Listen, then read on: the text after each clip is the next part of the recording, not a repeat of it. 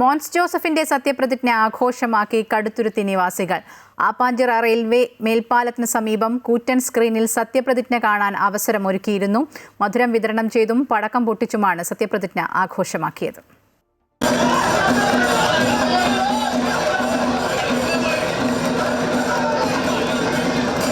മുൻപ് VS സർക്കാരിൽ 2 വർഷം മന്ത്രിയായിരുന്ന കേരള കോൺഗ്രസ് എക്സിക്യൂട്ടീവ് ചെയർമാൻ കൂടിയായ മോൻസ് ജോസഫ് വീണ്ടും മന്ത്രിസഭയിലേക്ക് എത്തിയത് കടുത്തുരുത്തി നിവാസികൾക്ക് ആഘോഷത്തിൻ്റെ നിമിഷങ്ങളായി. ആപ്പാഞ്ചിറ പാലത്തിന് സമീപം കൂറ്റൻ സ്ക്രീനിൽ സത്യപ്രതിജ്ഞാ ചടങ്ങുകൾ തത്സമയം വീക്ഷിക്കുന്നതിന് അവസരമൊരുക്കിയിരുന്നു.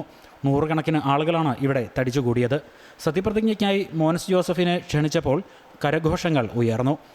സത്യപ്രതിജ്ഞ ചെയ്യുന്നു കടുത്തുരുത്തി MLA മോൻസ് ജോസഫ്. കേരളത്തിന്റെ മന്ത്രിയായി ഘടാക്ഷി നേതാവ് ജോസഫ് വിഭാഗത്തിന്റെ അമരക്കാരൻ സത്യപ്രതിജ്ഞ ചെയ്യാൻ വരും.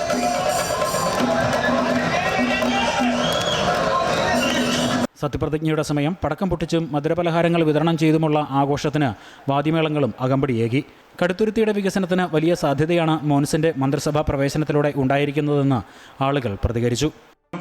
കടുത്തുരുത്തി നിയോജകമണ്ഡലത്തിൽ മന്ത്രി വേണം, അത് ഞങ്ങൾ സഹായിച്ചെടുത്തു. ഇനി അങ്ങോട്ട് മുന്നോട്ടുള്ള പ്രയാണം നല്ല രീതിയിൽ അങ്ങ് പോകും.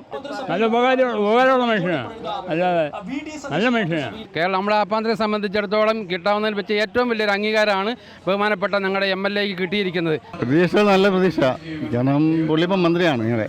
കാരണം ഇതിനു മുമ്പും പുള്ളി എല്ലാവർക്കും ഉപകാരം മാത്രമേ ചെയ്തിട്ടുള്ളൂ.